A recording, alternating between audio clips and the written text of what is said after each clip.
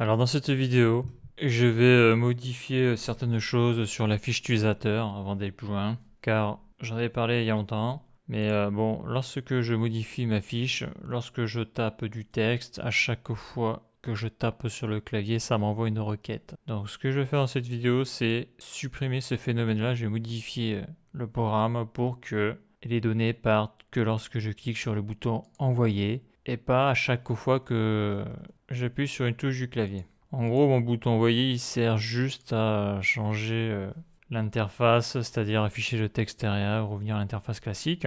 Donc déjà, la première chose que je vais faire, c'est supprimer tous les console logs du hook HTTP. Donc ça va aller vite. Voilà. Donc si je tape quelque chose, c'est bon. Donc on voit, ça c'est la réponse du serveur, ça.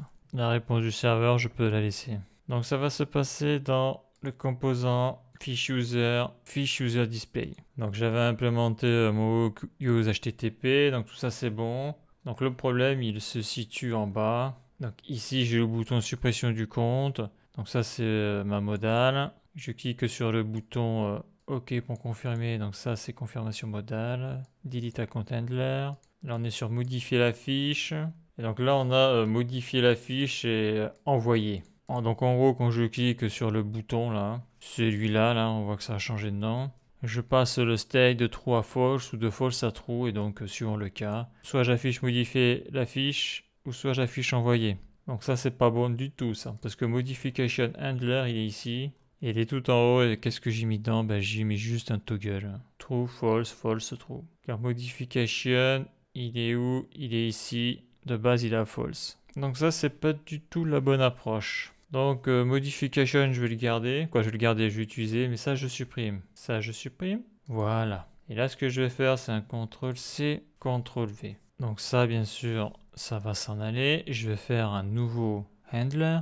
Et ici, ça va être envoyé. Donc ça c'est bon. Donc là pour le moment je mets nul pour ne pas avoir l'erreur. Donc après, ben, qu'est-ce que je vais faire? Ben, je vais faire une condition pour afficher un des deux composants suivant l'état du state modification. Donc si modification est à true, alors j'affiche ce bouton là.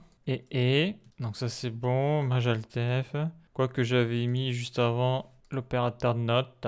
Donc ça c'est facile à voir, on va le tester de suite. Ça c'est pas méchant. Donc là je vais faire la même chose. CTRL-C, CTRL-V. En gros c'est l'inverse, majaltef. Comme ça on y voit plus clair. Donc là j'actualise. C'est bon. Modifier la fiche. Ok. Et si je clique sur envoyer, il se passe rien parce que je n'ai pas mis la fonction dans le on-click du bouton envoyer. Par contre, si je tape quelque chose, on voit que la requête part toujours. Donc l'idée, c'est que la requête avec le custom hook HTTP se fasse dans cette nouvelle fonction que je vais faire ici.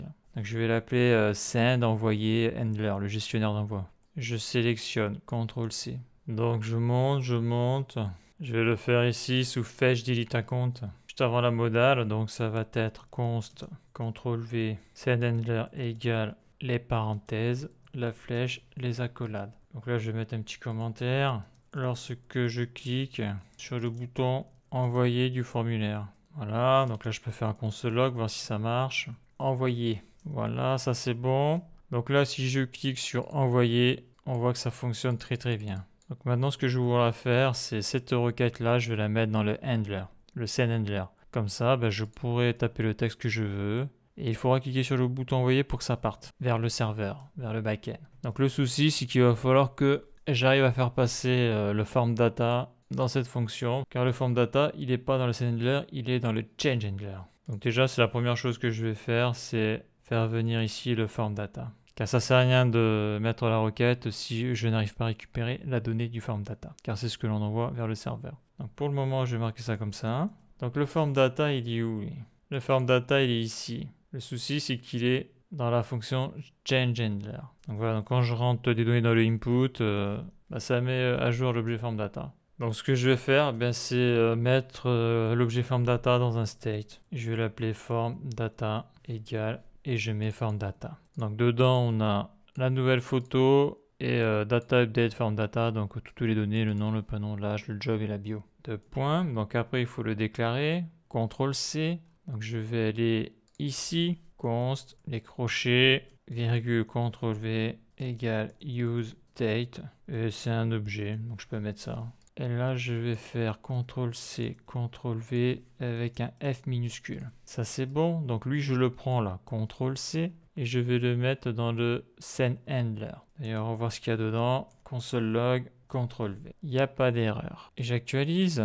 C'est bon. Si je clique sur modifier, ça, je l'enlève. Je tape sur une lettre. Donc là, pour le moment, les requêtes partent toujours. Mais si je clique sur envoyer, voilà, j'ai envoyé form data et dedans, j'ai ça, prototype form data, happen. On voit que j'ai les deux fichiers là, happen to. Voilà, did for each. Donc après, si on veut voir les values qu'il y a dedans, il faut utiliser des méthodes. Donc au niveau du form data, on nous dit qu'il faut utiliser donc les keys. La méthode form data renvoie une itération permettant de parcourir toutes les clés contenues dans cet objet. Donc le bout de code, il est où? Il est ici. Je vais le sélectionner, CTRL-C. Je vais faire CTRL-V, donc ça c'est juste pour voir ce qu'il y a dedans au niveau des clés. Si je me mets ici, je clique une lettre, je clique envoyer. Je vide ça, j'appuie sur envoyer. Donc on voit que dans form data, il y a la clé image et fiche user. On peut même afficher les values avec formdata.values, donc c'est pareil. Donc là on a un exemple de code. Je fais CTRL-C, ça va plus vite. Je mets ici CTRL-V, Alt-F. Donc là théoriquement je dois avoir les clés et les valeurs qu'il y a dans le form data, donc ça peut être intéressant parce qu'on ne peut pas le voir depuis la console. Donc voyons, je clique sur envoyer, voilà. Donc j'ai form data, j'ai la key image, la key fiche user. Donc undefined c'est la photo. Et là c'est tout ce qu'il y a, le nom, le prénom, toutes les données. Donc là si je change la photo, je vais récupérer par exemple ça. Si je fais envoyer, là on voit que maintenant j'ai le file. Donc ça tout est bon. Si je clique un troisième A, envoyer, on voit qu'il est présent. Et j'ai pas le problème comme j'avais vu au début là il y a longtemps. Le state de retard, c'est-à-dire une lettre de retard. Donc ça c'est bon, je le supprime. J'ai de la donnée. Donc maintenant que j'ai le form data, j'ai la donnée. Donc je vais pouvoir mettre ma requête ici là. Donc la requête, je vais aller la chercher. Donc elle est dans le change handler. Donc j'ai besoin de l'objet de configuration du custom hook. Et j'ai besoin de la fonction CTRL-X. Je descends, CTRL-V, requête vers le serveur. Donc ça j'y touche pas, j'ai pas besoin d'y toucher, là tout est bon là. Alt-F. Donc est-ce que ça marche? J'actualise, modifier la fiche. Je vais mettre une lettre. Je vais changer ça. Donc si je clique sur envoyer, ça fait quoi? Donc on voit qu'au niveau du serveur c'est passé. Hein. Change rows. Par contre, je ne suis pas revenu sur l'état initial de la fiche. Donc si j'actualise, voilà, donc la donnée a bien été prise. Par contre, il faut que je fasse ça de manière automatique. Donc il va falloir qu'ici, là, quand la requête est partie, il va falloir que je remette le state modification à false. Donc ça, c'est l'interface de base. Et après, je pense qu'il va falloir que je modifie aussi le useEffect. Donc on va voir, j'actualise, je modifie la fiche, je rajoute une lettre, le B. Par exemple, si je clique sur envoyer, ça a bien été pris en compte.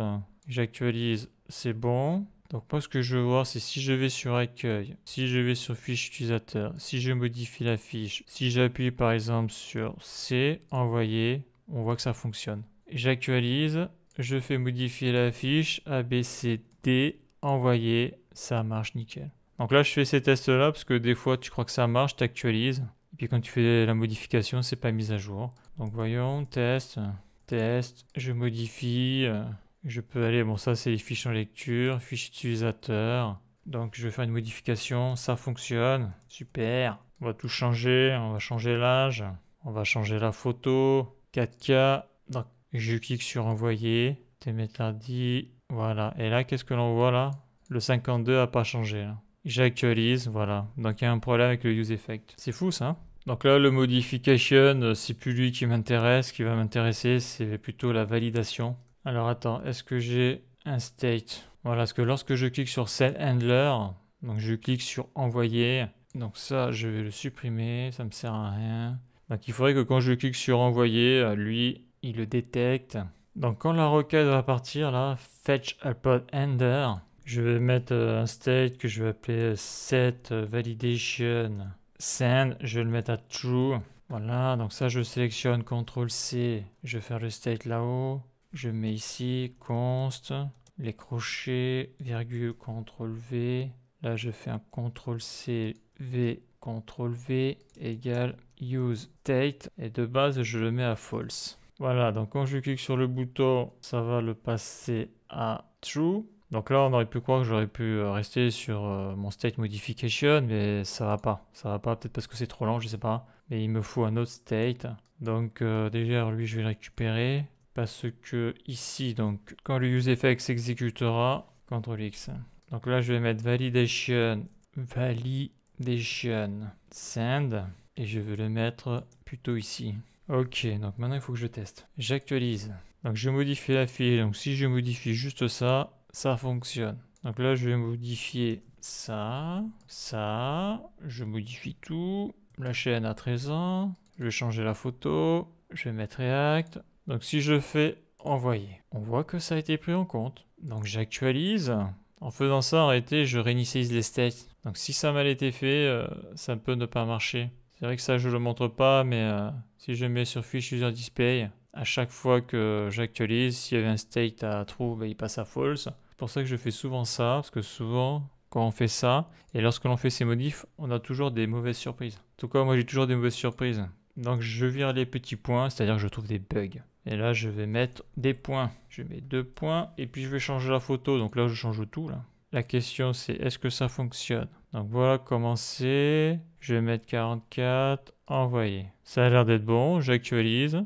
Ouais, c'est bon. Accueil, ça marche toujours. Donc ça marche, super. Envoyer, donc fiche utilisateur. Si je modifie, super, je mets juste une lettre. Ouais, ça fonctionne. Bon, ça a l'air d'être bon. J'espère que j'ai pas raté un bug. Donc le gros intérêt de ça maintenant, c'est que lorsque j'écris, je n'envoie plus à chaque fois des requêtes vers le serveur, donc c'est beaucoup mieux. Et surtout que si je veux gérer, c'est-à-dire si je veux contrôler mes inputs, parce que là actuellement si je fais ça là les inputs sont vides, ok, et bien là je peux envoyer. Et ça c'est pas bon. Pourquoi? Parce que les champs sont vides. Donc il va falloir faire un custom hook pour que je puisse contrôler ces champs. Voilà, et l'intérêt de faire un custom hook, c'est par exemple, pareil là ici, là c'était un champ là. Ben, quand on voit ton message, il ne faut pas qu'il soit vide. Donc ça permet après de pouvoir utiliser son custom hook qui contrôle les inputs n'importe où sur le site. Maj Alt F, je fais un petit contrôle U pour voir s'il n'y a pas des warnings. Il n'y a pas de warning, donc ça c'est bon. Donc en faisant la vidéo, là je me suis rendu compte d'un truc là. Donc la première chose, donc c'est de virer là, les double quotes là. Donc ça c'est une petite chose. Par contre là au niveau du useEffect, voilà. Donc je prends en compte validation send et là j'ai mis set validation send à true. Donc ça j'ai envie de le mettre à la réponse du serveur. Voilà, parce que le but c'est que quand ça sera exécuté, donc le state va changer d'état et le useEffect va le détecter, il devrait faire un re-render. En tout cas il devrait re-exécuter la fonction onRefresh. Ça me semble mieux là. Donc j'actualise, il n'y a pas d'erreur, je modifie la fiche, je mets une lettre.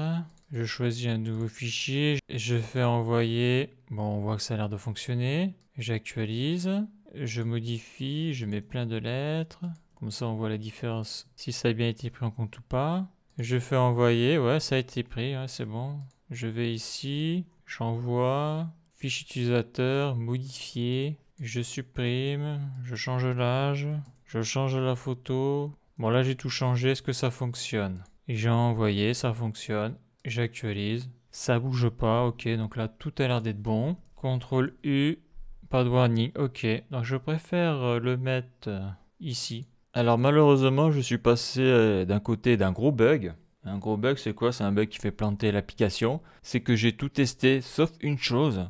Lorsque je supprime le compte, ok, donc là il n'y a plus de fiche si je me connecte. Mais lorsque je crée un nouveau compte, je vais créer une nouvelle fiche et c'est là où l'erreur va se produire. Donc là, j'ai créé une nouvelle fiche, je me connecte et on voit que les données sont vides. Donc la personne, qu'est-ce qu'elle fait? Elle fait modifier la fiche. Donc ça, je vide. Et là, si elle tape quelque chose, direct, j'ai le warning. Je fais envoyer. Donc on voit que ça, c'est pas bon. Et en plus, là, j'ai message échec authentification. Donc on voit que le gros souci, c'est qu'à la création de la fiche, les données que je mets là, les données random, pour le moment je mets ça, ne s'affichent pas. Donc je vais supprimer le compte. Je vais aller sur Fiche User. Pourquoi Fiche User? Parce que c'est ici que je fais ma première requête donc pour accéder aux ressources de la fiche utilisateur. Donc c'est ici que je récupère les données. Et donc il y a deux cas possibles. Si la fiche n'existe pas, il faut la créer. Car à la base, la fiche n'existe pas. Donc pour le moment, je mets ces données bidons là. Pour indiquer à l'utilisateur qu'il faut modifier la fiche. Mais ça, il faudra que je le change. Je ne sais pas comment encore, mais il faudra que je le change.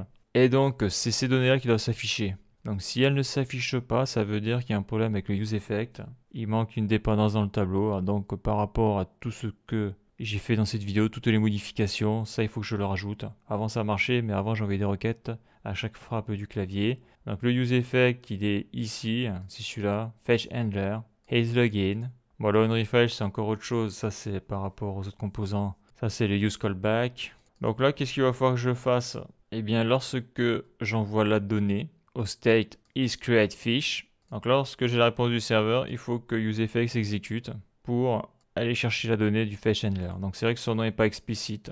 Donc là, je vais mettre his create fish. Parce que fetch handler, donc c'est celui-là. Hein. C'est d'abord la requête get s'il y a de la donnée. S'il n'y a pas de fiche, ça sera une requête post. Donc là, maintenant que j'ai mis ce state dans le tableau de dépendance, ça devrait le faire. Donc là, le compte n'existe pas. Je crée le compte. Je mets le mot de passe, créer un compte. Ça, je vire. Je me connecte. Voilà. Donc là, on a vu que du premier coup, les données étaient là. Et donc là, je peux modifier, il n'y aura pas d'erreur. Donc il y avait des erreurs avant, parce que s'il n'y a pas de données, c'est sûr que ça risque de mal se passer lorsque les méthodes sont exécutées, ce genre de choses. Donc là, c'est bon, je suis passé à côté. Pourquoi? Parce que j'avais tout contrôlé, sauf la suppression du compte. Et donc quand tu crées un compte, eh bien, tu crées une nouvelle fiche. Et c'est vrai qu'à chaque fois, il suffit que tu oublies un truc, et c'est là où il y a le bug. Donc là, maintenant, tout fonctionne. C'est OK.